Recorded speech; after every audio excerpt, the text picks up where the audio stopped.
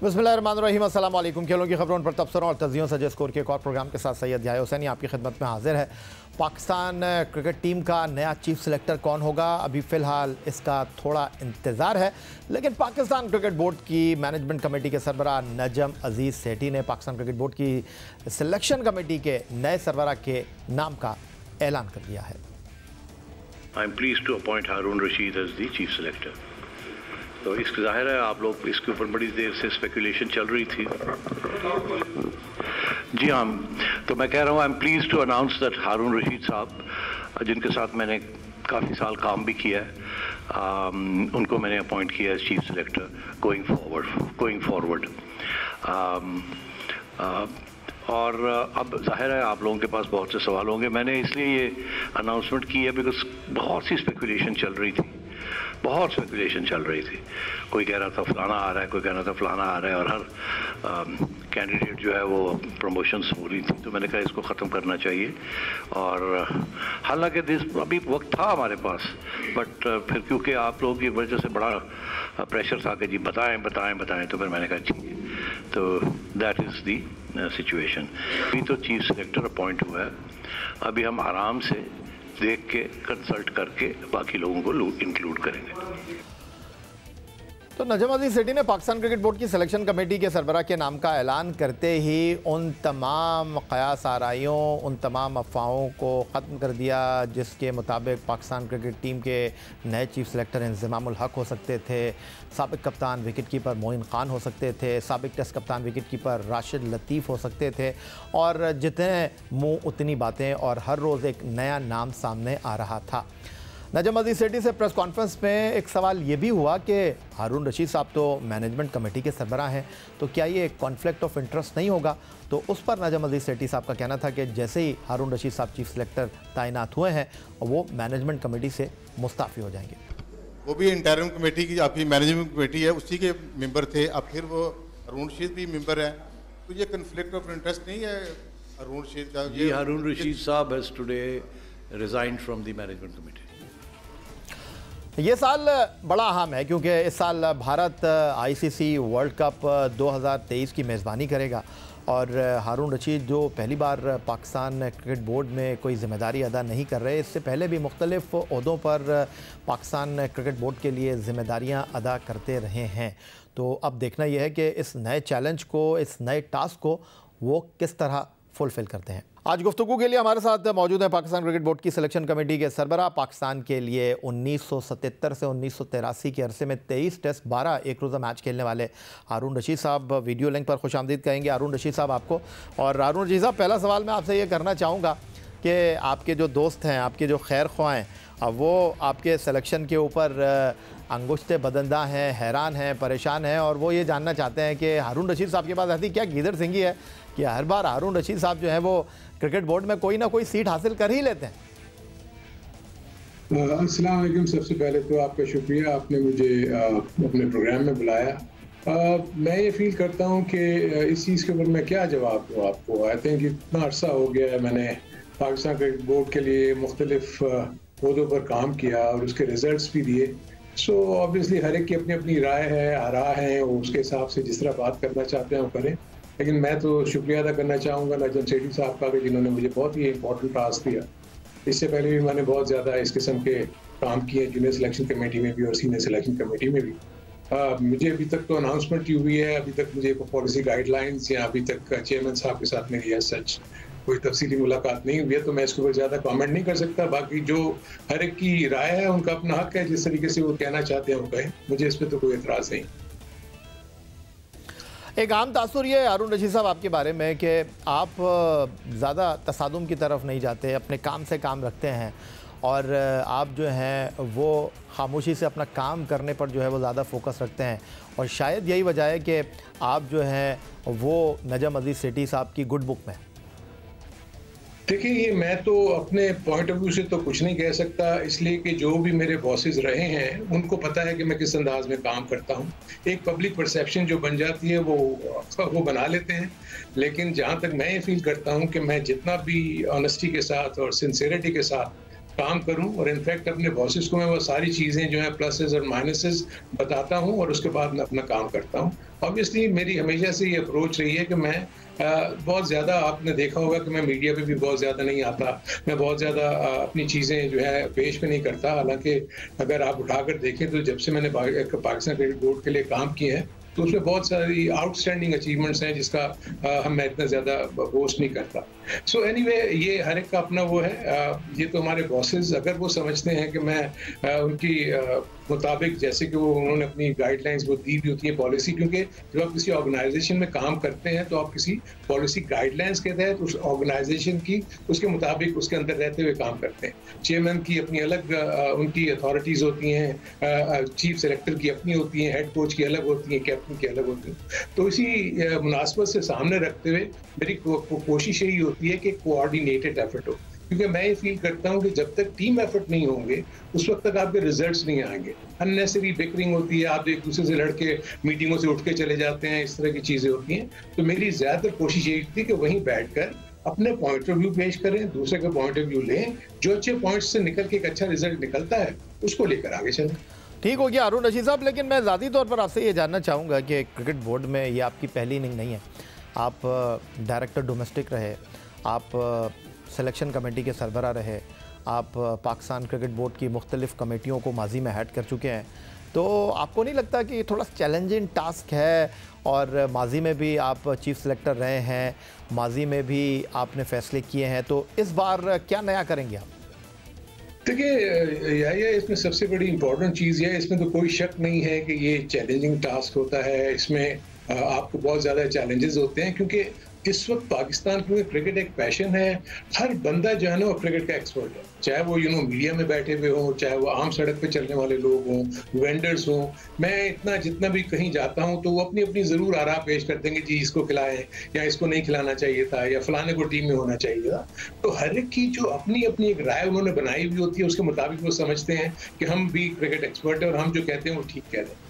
लेकिन जब आप चीफ सेलेक्टर बनते हैं तो आपके सामने एक पाकिस्तान टीम होती है जिसको आपने फ्यूचर में देखना है कि उसको कहां से जाके कहां पर उनको खड़ा करना है और आपके पास अवेलेबल रिसोर्सेज क्या हैं। और ये भी कोई ज़रूरी नहीं है कि अगर देखें ना, अगर 20 परफॉर्मर्स हैं तो 20 के 20 परफॉर्मर्स तो जो है वो 11 में नहीं आ सकते। तो आपको अकॉर्डिंग टू द कंडीशंस, आप किस मुल्क में जा रहे हैं, वहाँ की प्लेइंग कंडीशंस कैसी होंगी, उसमें रिक्वायरमेंट क्या क्या होंगी और किस तरीके से आपका कॉम्बिनेशन बनेगा, तो ये सारी चीज़ें रखते हुए कि अच्छे प्लेयर्स को आपको बाहर भी रखना पड़ता है। और प्रॉब्लम वही होती है कि जैसे ही वो प्लेयर जिसने डोमेस्टिक में परफॉर्म किया हुआ हो या इंटरनेशनल क्रिकेट में परफॉर्म किया हो और इस पर्टिकुलर कंडीशन में वो इसका अहल ना हो, जब उसको आप बाहर करते हैं तो अननेसेसरी प्रेशर आता है। दूसरी चीज़ होती है रिजल्ट्स। जैसे ही रिजल्ट्स आने शुरू होते हैं और टीमें हारना शुरू हो जाती हैं तो उससे यह है कि सारा का सारा प्रेशर जो है वो सिलेक्शन कमेटी के ऊपर आ जाता है। तो मैं फील करता हूँ कि ये चीज़ें तो हैं और ये चैलेंजेस तो रहेंगे, लेकिन कोशिश यही होगी कि देखें, होता यह 2-3 चीज़ें। सिलेक्शन कमेटी जब वो काम कर रही होती है तो पाकिस्तान के आइंदा से 2 से 3 सालों में देख रही होती है कि पाकिस्तान की टीम कैसे तैयार होगी। जो टीम मैनेजमेंट होती है उसका पूरे का पूरा एम्फोसिस ये होता है कि इस वक्त ऑन द ग्राउंड हमारे सामने जो टीमें हैं, हमने उनके सामने किस किस्म की कारकर्दगी करनी है और हमने मैचेस को जीतना है। तो उनकी एक स्पेसिफिक सोच होती है, वेयरएज क्रिकेटिंग जो सिलेक्शन कमेटी होती है उसकी एक ब्रॉडर सोच होती है। तो आई थिंक इसको किसी तरीके से जब इंशाल्लाह अगर कोई भी जब ये आगे सिचुएशन होती है तो मैं बावर कराने की कोशिश करूंगा टीम मैनेजमेंट को कि हम दोनों ने मिलके, एक तो ये कि करंट टीम को लेके चलना है, उसके साथ साथ हमने मुस्तकबिल भी देखना है कि पाकिस्तान की टीम का मुस्तकबिल कैसे बनेगा। हारून रशीद साहब, 2016 में आप पाकिस्तान क्रिकेट बोर्ड की सिलेक्शन कमेटी के सरबराह थे और वो टीम इंडिया में ICC वर्ल्ड T20 में डिलीवर नहीं कर सकी थी। उसके बाद आपके जाने के बाद पाकिस्तान क्रिकेट बोर्ड की सिलेक्शन कमेटी के सरबराह इंज़मामुल हक बने, मिसबाहुल हक ने थोड़े अरसे के लिए चीफ सेलेक्टर की जिम्मेदारियां अदा की, फिर मोहम्मद वसीम इस ओहदे पर आए। तो मैं ये जानना चाहता हूँ कि ठीक है, क्रिकेट बोर्ड में आप नहीं थे, लेकिन क्रिकेट तो आपका ओढ़ना बिछोना है, आप चीज़ें देख रहे होंगे। क्या वो काम कर रहे थे इंज़माम, मिसबाह या वसीम, जो एक क्रिकेटर की हैसियत से आपको लगता है कि आप जब आप चीफ सेलेक्टर के ओहदे पर आए हैं कुछ अलग करना चाहेंगे? देखिए, मैं उनके बारे में तो इसलिए कोई राय इसलिए नहीं दे सकता कि देखें, जो भी सिलेक्शन कमेटी का चेयरमैन बनता है ना, तो अपने पॉइंट ऑफ व्यू से अपना एक लाया अमल तैयार करता है, उसका एक अपना विजन होता है और उसने उसको किस तरीके से लेके चलना होता है। उसके बाद होता है कि रिजल्ट्स ये बातें बताते हैं कि जी जो विजन था वो ठीक था या नहीं था, क्या टीम कॉम्बिनेशन के साथ, टीम मैनेजमेंट के साथ जो कोऑर्डिनेशन थी वो ठीक थी या नहीं थी, फ्यूचरिस्टिक अप्रोच थी या नहीं थी। तो इसके ऊपर मैं ये फील करता हूँ कि जो भी क्रिकेटर आएगा वो अपने तौर के ऊपर उसको बड़ी अच्छे तरीके से उसकी जिम्मेदारी को निभाने की कोशिश करता है। अब रिजल्ट्स आपको पता है कि दुनिया की जो दूसरी टीमें हैं वो हारने तो नहीं आती ना, वो भी तो आती हैं इसलिए कि मुकाबला करने के लिए अपनी पाकिस्तान की टीम के खिलाफ। तो मसला सिर्फ ये होता है कि पाकिस्तान की टीम जब भी किसी मुकाबले में उतरती है तो बस पूरी की पूरी सोच यही है कि जी ये टीम अब बन गई है, इसने जाके दूसरी टीम को हरा देना है। इस चीज़ को कोई नहीं सोचता कि वो टीम भी तो मुकाबला करने आई है। क्योंकि एक अच्छे कॉन्टेस्ट में अगर आप देखें, जो हालिया सीरीज भी हुए, जैसे आपने कहा, मैं बिल्कुल मॉनिटर कर रहा था, आप देखेंगे गलतियां किसने ज्यादा की। इनफैक्ट पाकिस्तान टेस्ट सीरीज में भी बहुत सारी जगहों पर पाकिस्तान मैचेस जीत सकता था। तो खामियां हमारी हुई, फील्डिंग की लैप्सेस हुए, बॉलिंग अच्छी नहीं हुई या बैटिंग एट टाइम्स जबकि स्टे करना था बैट्समैन ने, उन्होंने हिटें मार दी। सो ये वो गलतियां होती हैं जिसकी वजह से आप मैच हारते हैं। सो ऑन द डे अगर आप वो गलतियां ज्यादा करोगे, इर्रेस्पेक्टिव ऑफ जितनी बड़ी अच्छी टीम बना लो, आप नहीं जी सकते। तो आई थिंक इसको भी हमें एजुकेट करना है। मैं समझता हूँ कि जर्नलिस्टिक पॉइंट ऑफ व्यू से ये बहुत होता है कि जो है वो लोग अपने अंदाज से सोचते हैं, उनका एक तरीकाकार है चीज़ों को हाईलाइट करने का। Whereas जब हम ऑन द ग्राउंड होते हैं हमें बहुत सारी चीज़ों का बहुत ज़्यादा पता होता है। इंजरी इश्यूज क्या हैं, प्लेयर्स की मोटिवेशन क्या है, क्या सिचुएशन है जिसको लेके हमें वो देखना पड़ता है। तो आई थिंक ये वो चीज़ें जो है प्रॉब्ली, क्योंकि बाहर से बैठ के जो लोग देख रहे होते हैं उनको ये चीज़ों का नहीं पता होता, इसलिए वो फिर अपने पॉइंट ऑफ व्यू से जो भी ख्यालात का इजहार करते हैं वो करते हैं। पाकिस्तान क्रिकेट बोर्ड की सिलेक्शन कमेटी के सरबराह फॉर्मर टेस्ट क्रिकेटर हारून रशीद हमारे साथ मौजूद हैं। गुफ्तगू के सिलसिले को मजीद आगे बढ़ाएंगे एक ब्रेक के बाद।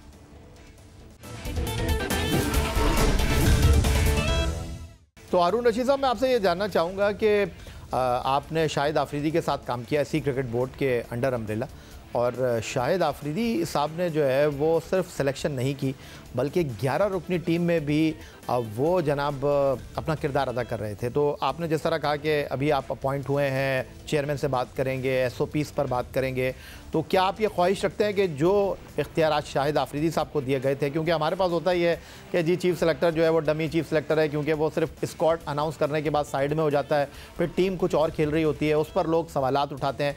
तो आपको लगता है कि ये बड़ा इंपॉर्टेंट था कि चीफ सेलेक्टर को 11 रुकनी टीम में भी इख्तियार होना चाहिए, और आप इस पर बात करेंगे? चलिए, इसको भी मैं थोड़ा सा ट्रेडिशनली आपको क्लियर कर दूं। दो चीज़ें होती हैं। देखें, जब भी होम सीरीज होती है ना, तो जो सिलेक्शन कमेटी होती है वो पार्ट होती है to select the playing 11, because आप होम सीरीज कर रहे होते हैं, आप हर जगह पे मौजूद होते हैं। जब आप पाकिस्तान से बाहर, लेकिन मैं माजरत के साथ आपसे पिछली सिलेक्शन कमेटी की बात कर लूं, वसीम साहब के पास ये इख्तियारात नहीं थे। सिलेक्शन कमेटी की बात नहीं है, मैं थोड़ा सा ये बता दूं ताकि उसके बाद ताकि व्यूअर्स को भी पता लग जाए। जब आप पाकिस्तान से बाहर टूर पे होते हैं ना, तो आपके सिलेक्टर्स आपके साथ नहीं होते, तो वहाँ एक टूर सिलेक्शन कमेटी बनती है। फिर वो टूर सिलेक्शन कमेटी जो है वो प्लेइंग 11 बनाती है, क्योंकि बहुत दूर होते हैं, कोई ऑस्ट्रेलिया में बैठा है, कोई न्यूजीलैंड में, और यहाँ पर टाइम डिफरेंस इतना होता है कि आप उनसे बातचीत नहीं कर सकते हो, ना आपने प्लेइंग कंडीशंस देखी हो। तो नॉर्मली, यूजुअली, ट्रेडिशनली यही होता है कि जब होम सीरीज होती हैं तो प्लेइंग 11 में आप सिलेक्शन कमेटी के साथ बैठ के जरूर इसकी राय ली जाती है, और उसके बाद कैप्टन और कोच जो है वो सामने बैठे हुए होते हैं। तो ये वाज़ेह फर्क जो है ना वो व्यूअर्स को मालूम होना चाहिए। तो आप ख्वाहिश रखते हैं कि ये इख्तियार होना चाहिए जब आप गैर मुल्की दौरा कर रहे हो, आप चीफ सेलेक्टर की हैसियत से या एक सेलेक्टर, क्योंकि बहुत सारे क्रिकेट बोर्ड इस प्रैक्टिस को कंटिन्यू रखता है कि टूर मैनेजमेंट कमेटी में सिलेक्शन कमेटी का एक बंदा होता है। देखिए, यही तो चीज़ है जो कि मैंने आपको कहा कि क्योंकि अभी तक मुझे ब्रॉडर गाइडलाइंस या पॉलिसी जो क्रिकेट बोर्ड की है वो तो भी नहीं पता ना, सो इसीलिए मैं इंतजार। आप ख्वाहिश रखते हैं कि होना चाहिए सर? देखिए, ये तो मेरे अपने नज़दीक इसमें क्या हर्ज है। देखिए, क्या हमारा जो भी क्रिकेट का जो मकसद है, जो क्रिकेट टीम को चलाने का, वो तो पाकिस्तान की टीम को बेहतर से बेहतर करने वाला है ना।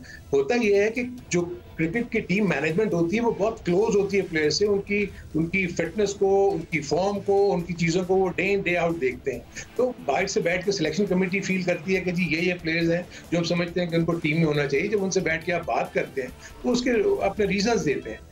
इसमें कोई मैं इसमें कोई बुरी बात नहीं समझता, लेकिन ऑब्वियसली क्रिकेट बोर्ड की अपनी पॉलिसीज होती हैं, वो जिस तरह बनाती है उसके हिसाब से काम फिर बंदे करते हैं। ये तो ठीक हो गया अरुण रशीद साहब, लेकिन मैं एक क्रिकेटर होने की हैसियत से आपसे ये जानना चाहता हूँ, क्योंकि क्रिकेट को तो आप फॉलो कर रहे थे, कि आपको क्या लगता है कि मौजूदा टीम में ऐसे कौन से खिलाड़ी हैं जो आपको लगता है कि उनका चांस बनता है, उनको होना चाहिए, और जिनके बारे में आपको लगता है कि आप ज़रूर सोचेंगे? देखिए, मैं आपको एक चीज जरूर बता सकता हूं कि क्योंकि इस वक्त जो इम्पोर्टेंट टास्क है वो वर्ल्ड कप का है, जो कि वनडे कंपटीशन है।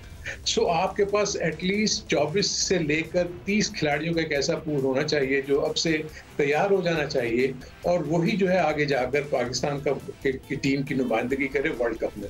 बहुत ज्यादा चॉप एंड चेंजेस जो है ना, वो इसलिए कि देखें नए खिलाड़ी को आने में बहुत इश्यूज हैं कि उनको इतना वक्त नहीं मिलता। आपके पास हार्डली 8 या ज्यादा से ज्यादा 11 वनडे से, जिसमें 3 तो ऑलरेडी हो गए हैं। सो आपके पास वनडे के मैचेस बहुत कम है टीम को तैयार करने के लिए वर्ल्ड कप के लिए। सो मेरे अपने नजदीक एक अच्छा पूल जो कि ऑलरेडी जो एग्जिस्टिंग टीम है, और उसके साथ साथ हम देखते हैं कि उसके जो फ्रिंच प्लेयर्स हैं उनको मिला के एक अच्छा सा पूल बना के उनकी अच्छी सी ट्रेनिंग करवाई जाए, और जहां जहां मौका मिले प्लेयर्स को इंडक्ट करने के बाद देखेंगे कौन सा अच्छा बेहतर कॉम्बिनेशन बन सकता है। तो अरुण रशीद साहब, अगर हम पिछली सिलेक्शन कमेटी की बात करें, एक चीज़ जो उसमें खासी ममासलत रखती थी, जो खिलाड़ी वाइट बॉल खेल रहे हैं वही रेड बॉल भी खेल रहे हैं। फिर नताइज जब ऊपर नीचे हुए तो कहा यह गया कि जी हमारे पास रेड बॉल की टीम तैयार नहीं है। तो आप ये राय रखते हैं कि आपकी रेड बॉल की टीम अलग होनी चाहिए, वाइट बॉल की टीम अलग होनी चाहिए? देखिए, ये सब डिपेंड करता है कि आपके पास जो पूल ऑफ प्लेयर्स है वो कितना है, और उसमें लॉन्गर वर्जन के प्लेयर्स कितने हैं, शॉर्टर वर्जन में कितने फिट हो सकते हैं, वाइट बॉल क्रिकेट के लिए आपके पास क्या पूल है। सो जब तक आपके पास इनफ नंबर ऑफ प्लेयर्स नहीं होंगे to play different format of cricket, तो आप कैसे करेंगे? आप टीम ही नहीं बना सकेंगे। सो मेरे अपने नज़दीक, क्योंकि अभी तो देखें ना, अभी तो आज पहला दिन है मेरा, अभी तक कोई ऐसा वो नहीं, आप ये ठीक कह रहे हैं कि मैं फॉलो कर रहा था, बट इतना डीप तो फॉलो नहीं कर रहा था कि मैं पूरी डोमेस्टिक क्रिकेट के ढांचे में कितने कितने प्लेयर्स क्या कर रहे थे, क्या उन्होंने नहीं किया। तो ये सारे के सारा मैंने ऑलरेडी डेटा जो है वो कंपाइल करना शुरू कर दिया है। तो मोमेंट मैं इसके ऊपर पूरा काम कर लूंगा तो आइडिया हो जाएगा मुझे कि क्या हम इस काबिल हैं कि तमाम फॉर्मेट्स में हम अलग अलग टीमें रख सकते हैं, नहीं तो ये उसके बाद मैं आपको क्लियर कर सकता हूँ। लेकिन अरुण रशीद साहब, जो शाहिद आफरीदी के साथ आपने काम किया, आप सरफराज को लेकर आए टेस्ट टीम में, आप मीर हमज़ा को कुछ तवील इंतज़ार के बाद टीम में लेकर आए, और आपके इन फैसलों ने जो है वो टीम के लिए बड़ा अच्छा तासुर पैदा किया। तो इस तनाजुर में मैं आपसे ये जानना चाहता हूँ कि वो खिलाड़ी जो नज़रअंदाज हुए हैं, और वो खिलाड़ी जो कि बार बार दरवाजे पर दस्तक दे रहे हैं, जिस तरह आप वनडे सीरीज़ में हारिस सोहेल को टीम में 2 साल के बाद लेकर आए, तो आपको लगता है कि जो पीछे खिलाड़ी हैं उनकी तरफ भी देखना चाहिए? देखिए, एक चीज तो मैं जरूर क्लियर करना चाहता हूं कि मेरे लिए तमाम वो खिलाड़ी, यानी मेरी सिलेक्शन कमेटी के लिए या पाकिस्तान की फॉर दैट मैटर जितने भी करता धरता जो भी हैं, चाहे चेयरमैन भी हो, सबकी सोच तो यही होगी कि तमाम खिलाड़ियों को इक्वल मौके मिले जाए। अब जो सिलसिले आप जो बात कर रहे हैं उसमें होता यही है कि आपने अगर देखा कि कोई प्लेयर अगर बहुत ही मुसलसल परफॉर्म कर रहा है और वो मुसलसल नज़रअंदाज हो रहा है तो उसको क्यों मौका ना दिया जाए। तो यही था कि प्रीवियस कमेटी में जिसमें शाहिद आफरीदी हेड कर रहे थे, हमारी कोशिश यही थी कि और आए देखेंगे उसके अच्छे रिजल्ट्स आए। मकसद तो हमारा यही है ना कि जितने भी परफॉर्मर्स हैं अगर वो फिट इन हो सकते हैं किसी भी फॉर्मेट में और वो अच्छा कर रहे हैं, इंटरनेशनल एक्सपोजर उनका है, तो और आप देखेंगे उसके रिजल्ट्स तो अच्छे ही आए। तो मैं भी ये उम्मीद करता हूं कि तमाम प्लेयर्स बिल्कुल रेस्ट अश्योर्ड रहें कि जो भी अच्छा परफॉर्म कर रहा है वो निगलेक्ट नहीं होगा। लेकिन ये जरूरी नहीं है कि अगर हम सिचुएशन को देखते हुए, सर्टेन कंडीशंस को देखते हुए उनको हम 16 में रख सकें, हम 11 में डाल सकें, लेकिन डेफिनेटली वो आपकी सोच में होंगे। जहां जहां मौके मिलेंगे डेफिनेटली ऐसे प्लेयर्स को जरूर आजमाया जाए। अरुण रशीद साहब, 2016 में आप पाकिस्तान क्रिकेट बोर्ड की सिलेक्शन कमेटी के सरबराह थे, और अब एक बार फिर 6 साल के बाद आपको ये मनसब मिला है। तब्दीलियाँ आई हैं। अगर हम इंग्लैंड की बात करें तो उनकी वाइट बॉल टीम के कप्तान अलग हैं, रेड बॉल टीम के कप्तान अलग हैं।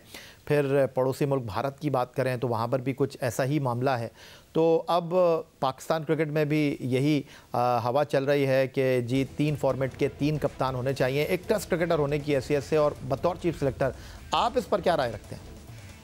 देखिए, मेरे अपने नज़दीक तो देखना ही होगा। सबसे पहली चीज़ तो यह है कि आपको ये देखें कि क्या आपके पास जो अवेलेबल रिसोर्सेज हैं उसमें कितना पोटेंशियल है कि जो आगे जाके फ्यूचर लीडरशिप जो है वो उसका रोल वो प्ले कर सकते हैं। सो अगर आपके पास एक लिमिटेड पूल है तो आप कैसे ये एक्सपेक्ट करते हैं कि आप बहुत सारी चीजें वो करेंगे।